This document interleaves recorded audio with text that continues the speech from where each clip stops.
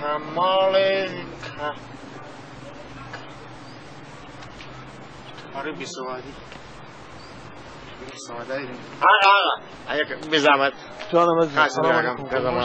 سلامت باش هست باشی جانم خواهش در زبان سرم ای تابلو برد چه نیساز من کم سواد دیرم نیساز کمال رشید نیم چه نمیشه اینجوری خوندش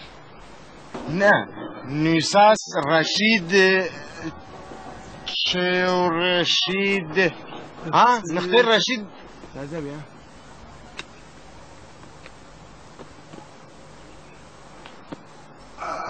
كيف مياد راس عربي والسر دالك لا خاندنيو در دمان سر بشیم دوان درستی بکنیم بابا این برعکسه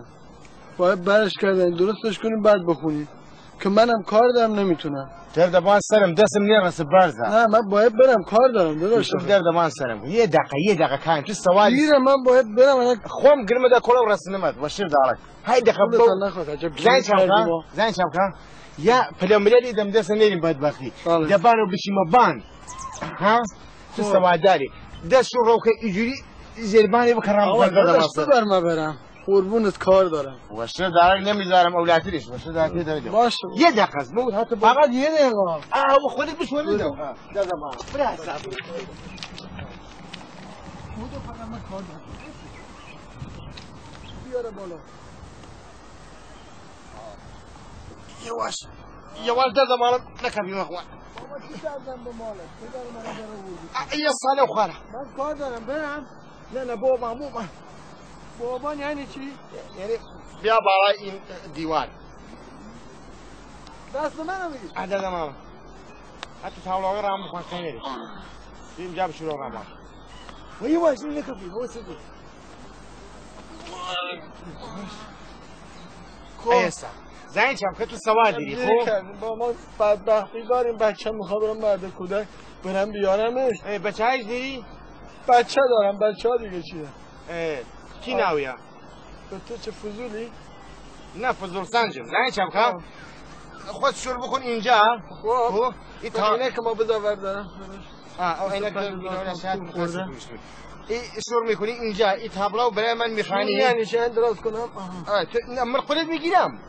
وشه دارد نمیذارم بکفی خودت میگیرم قول میدی؟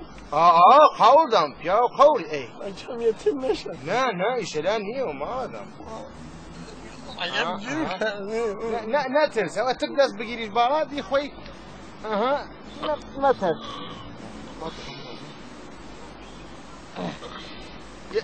یه باش برو الان من برش گردونم دستت رسید نه هم باز آره نمیرسه والا خیلی بلند مرم نکنی بابا این نمیشه دستم نمیرسه یکم شور بشو جنیس هست کانال چوپی سر رسید یعنی میهن